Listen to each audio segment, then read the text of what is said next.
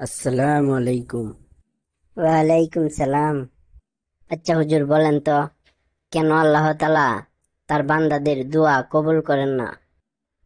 মনে করুন আমরা আল্লাহ তাআলার কাছে শক্তি চাইলাম, আর আল্লাহ তাআলা আমাদের নানা ধরনের কষ্টের সম্মুখীন করলেন যাতে আমরা শক্তিশালী হতে পারি। আর আল্লাহ তাআলা এভাবে আমাদের দোয়া কবুল করেন।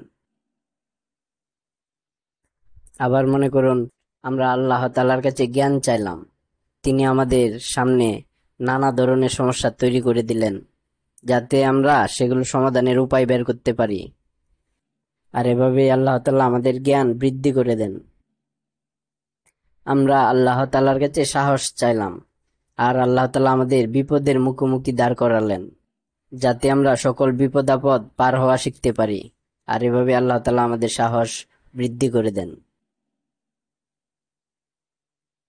আমরা আল্লাহ তাআলার কাছে ভালোবাসা চাইলাম, আর আল্লাহ তাআলা আমাদের অসহায় মানুষের কাছে নিয়ে গেলেন যাতে আমরা অসহায় মানুষদের ভালোবেসে সাহায্য করতে পারি। আর এভাবে আল্লাহ তাআলা আমাদের মধ্যে মায়া মমতা ভালোবাসা বৃদ্ধি করে দেন। সুবহানাল্লাহ, আলহামদুলিল্লাহ, আল্লাহু আকবার। আল্লাহ তাআলা আমাদের সবার ইমানকে মজবুত করে দিন এবং ইসলামের দায়ী হয়ে কাজ করার এবং আল্লাহ তাআলার ডাকে সাড়া দেওয়ার তৌফিক দান করুন। আমিন। হুজুর, আমরা আপনার মতো একজন জ্ঞানী ইমামকে আমাদের এই মসজিদের জন্য এতদিন ধরে খুঁজে আসছিলাম, অবশেষে আপনাকে পেয়ে গেলাম। আল্লাহ তাআলার বিশাল এই জ্ঞান ভান্ডারে আমি এক ক্ষুদ্রতম মানুষ, আমার আর কি বা জ্ঞান আছে। দয়া করে আমাকে জ্ঞানী বলবেন না, আমি এখনো অনেক কিছু শিখছি।